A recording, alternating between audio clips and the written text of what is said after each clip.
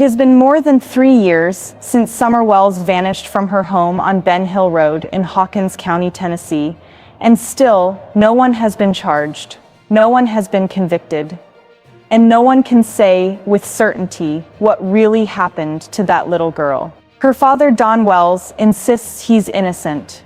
He says he had nothing to do with Summer's disappearance, and he says the public has been looking in the wrong direction all along. In his words, the real question is not where Summer went, but who failed her. But here's the truth. Summer's story didn't vanish with her. It has been picked apart by strangers online, dissected by armchair detectives, and twisted by rumors until the facts are barely recognizable. Each whisper, each theory, each accusation has layered over the last until the truth feels buried under the weight of 1,000 lies. And yet, if you slow down, if you strip away the noise, a pattern begins to emerge. A pattern of missed warnings, of decisions that left her vulnerable, of a chain of failures stretching from the people closest to Summer to the institutions sworn to protect her. This is not just the story of a missing child. This is the story of a small community under a microscope, of a family caught in a storm of suspicion, and of how rumors can destroy lives while a child's fate still hangs in the balance. Tonight, we go back to the beginning. We follow the timeline. We listen closely, not to the loudest voices, but to the quiet details that everyone else has overlooked. Because until we know who failed Summer Wells, we may never know what really happened on that hill. But before we dive into this, kindly subscribe to our channel if you believe in fighting for justice. We've just crossed 3,000 subscribers, all because of your support, and we need that same energy to reach 4,000, then 5,000, and then 10,000. So go ahead and drop your fingerprints on that subscribe button and where you're watching from, because wherever you are, the day this vision is fulfilled, I will send my appreciation straight to you. Let's keep building this community that fights for justice together. It's been over 3 years since Summer Wells vanished from her home on Ben Hill Road, and the mystery only deepens. On June 15, 2021, a call went out to 911 from a quiet pocket of Hawkins County, Tennessee. The voice on the line was urgent, almost frantic, reporting that a 5-year-old girl, blonde hair, blue eyes, had disappeared without a trace. Within hours, search crews swarmed the steep, wooded hills around the Wells home. Volunteers, K-9 units, helicopters, every resource was thrown into the hunt for Summer. And yet, no trail, no scent that lasted, no piece of clothing caught in the brush, no sign of a child wandering away or being dragged off. Days passed, then weeks, then months. And while the official search scaled down, the whispers only grew louder. Neighbors, strangers online, podcasters and YouTubers who had never stepped foot in Hawkins County. Everyone had a theory. Everyone had someone to blame. Now, more than 3 years later, Don Wells, Summer's father, is speaking again. His voice is steady, but his words cut sharp. He insists he had nothing to do with his daughter's disappearance. He says the wrong people have been accused, and that the real failure lies elsewhere, in places few have dared to look. But when a case has been marinated in rumor for this long, when fact and fiction have been allowed to mix until they're nearly indistinguishable, how do you separate truth from noise? How do you know whose voice to trust? In recent weeks, Don Wells has taken to interviews once again, sitting down with podcasters, speaking to small media outlets, and posting statements online. His tone is a mix of frustration, exhaustion, and a man who knows the eyes of the nation have never really left him. He repeats the same central claim: neither he nor Candace Bly, Summer's mother, harmed their daughter. He says it plainly, without hesitation: we didn't do this. But Don doesn't stop there. He goes further. He insists that key agencies and certain individuals failed not just Summer, but all of their children. That there were warning signs, red flags, and systemic breakdowns long before June 15, 2021. Failures that, in his view, left Summer vulnerable. He doesn't name every name. He doesn't outline every detail. But the implication is clear.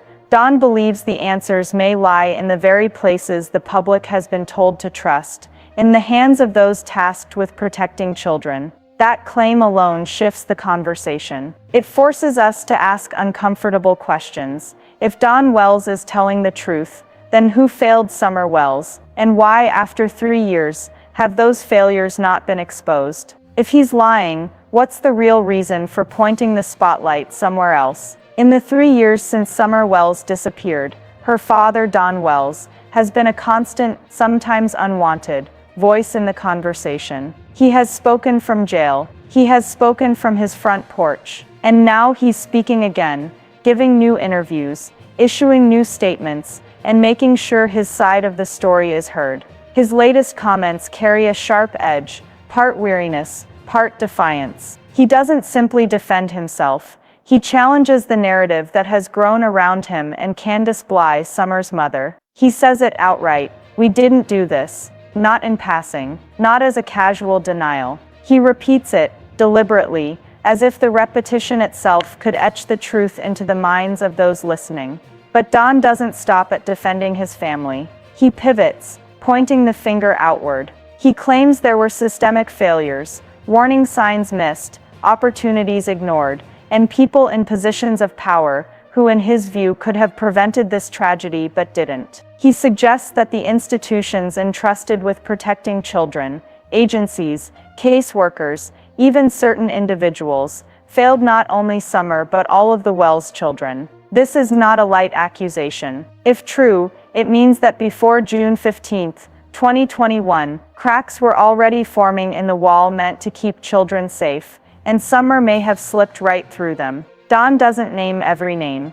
He doesn't lay out every timeline. He leaves just enough unsaid to make his audience lean in closer. But in doing so, he also leaves room for speculation, and in a case already drowning in rumors, speculation is dangerous. Still, his words land with weight.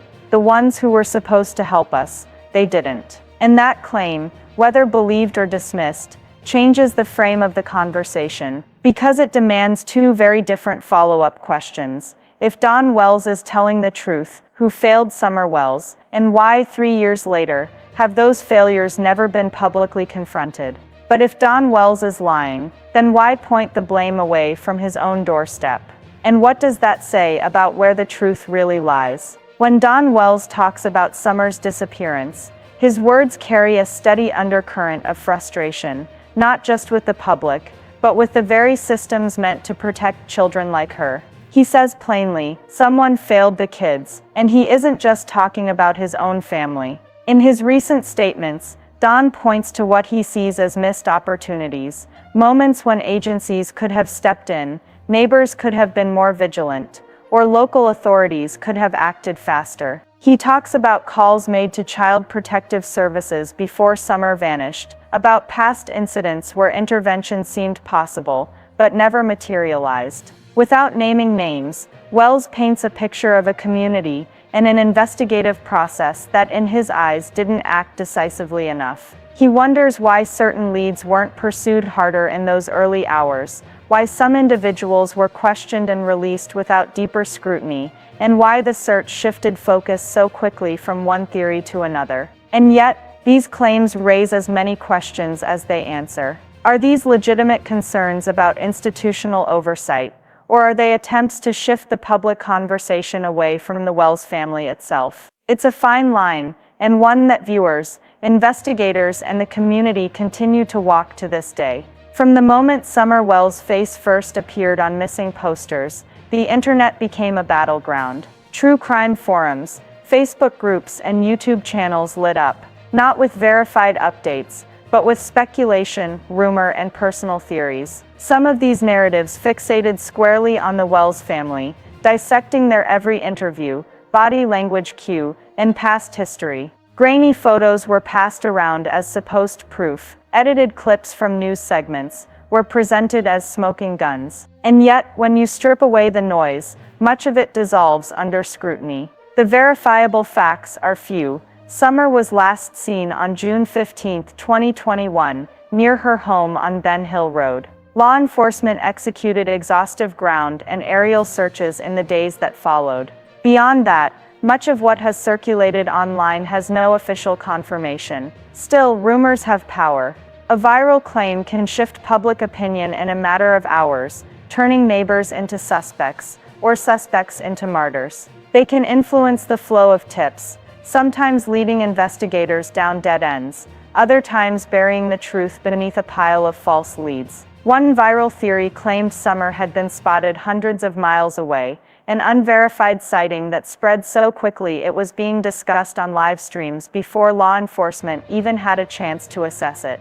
Another narrative painted the family's property as a hub of criminal activity, fueled by hearsay rather than documented evidence. The problem is, once these stories take root, they rarely die. They linger in the collective memory, shaping how the public sees the case and how they see the people at the center of it.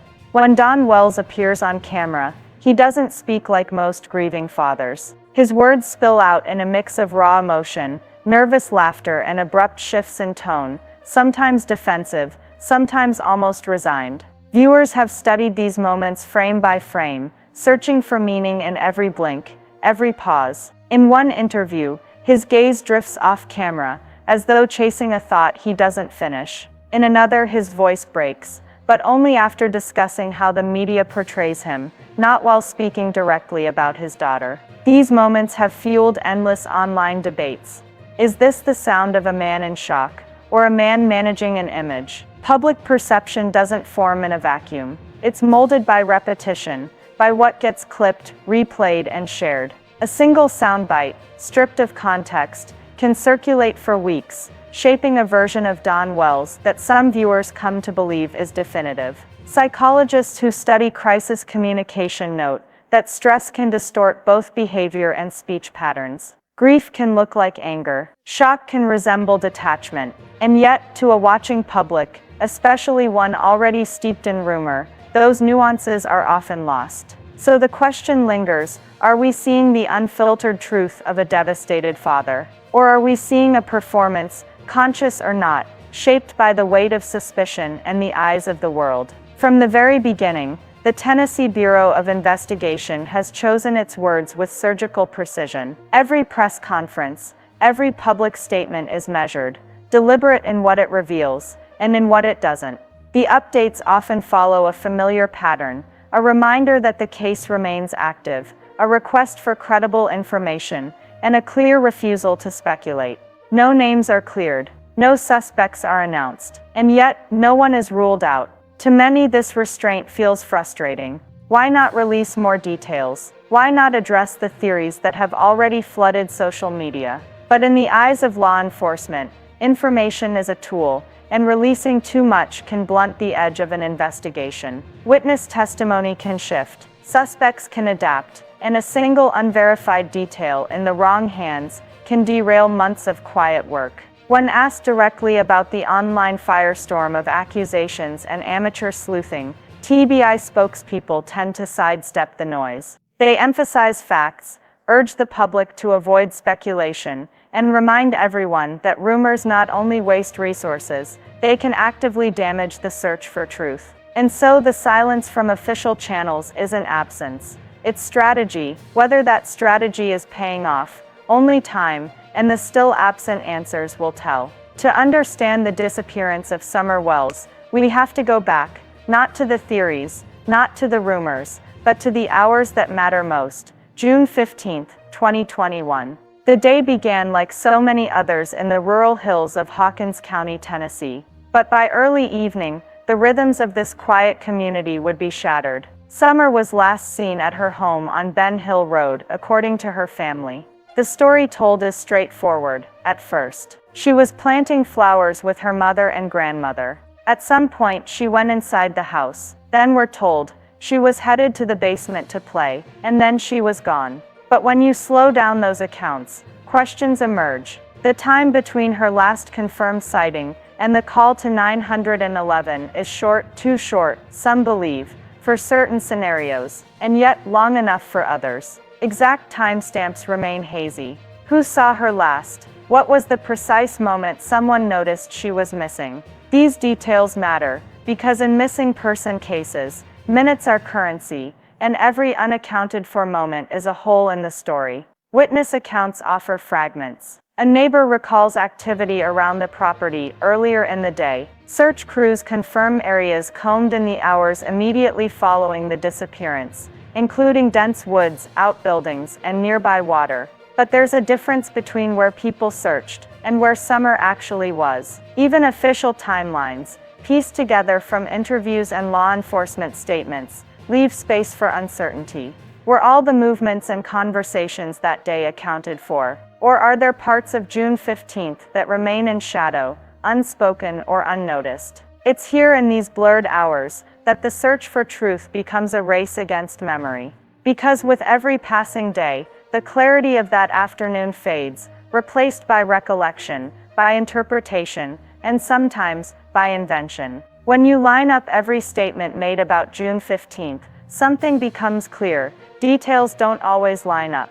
And in a case where a child has vanished, those gaps aren't just small cracks, they're fault lines. Family members, neighbors, and even casual acquaintances have given accounts of that day. Some overlap neatly, like puzzle pieces fitting together, but others, they clash, leaving questions about what really happened in those crucial hours. In one version, Summer was outside moments before she vanished. In another, she had already gone inside long before anyone noticed she was missing. The sequence shifts depending on who is telling it, and when. Even the description of the day's earlier activities, errands, visitors, and chores, carries variations that can't be ignored.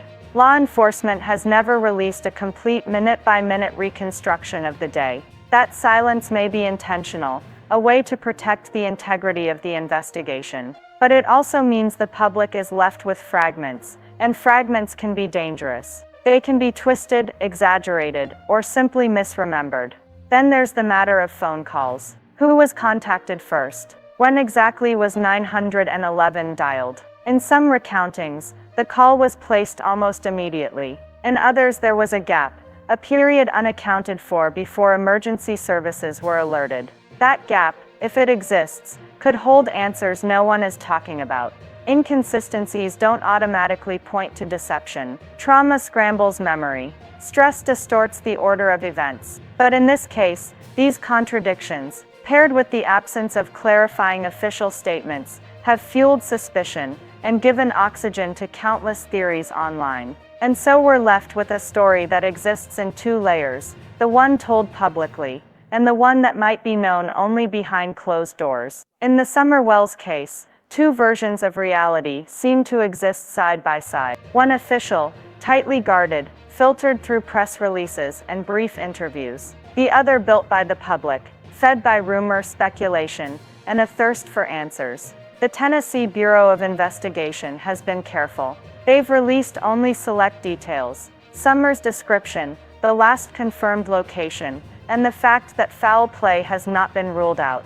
Every word has been chosen with precision, enough to inform, but never enough to give too much away.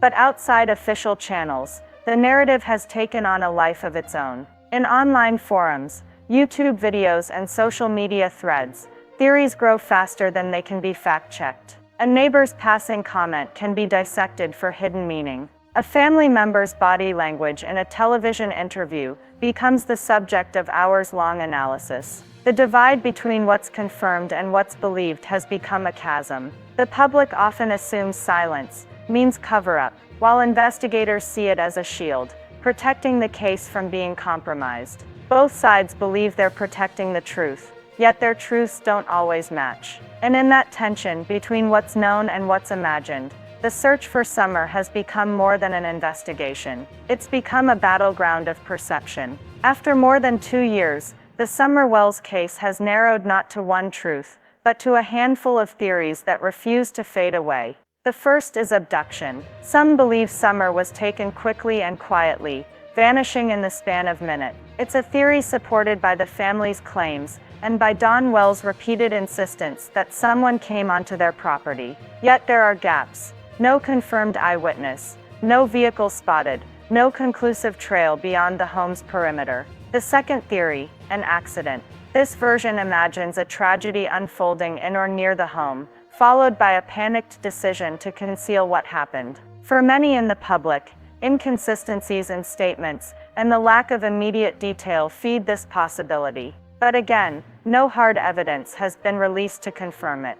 Then there is foul play, deliberate harm by an unknown individual. This aligns with the idea of a predator lurking nearby, but in rural Hawkins County, such a person would likely stand out.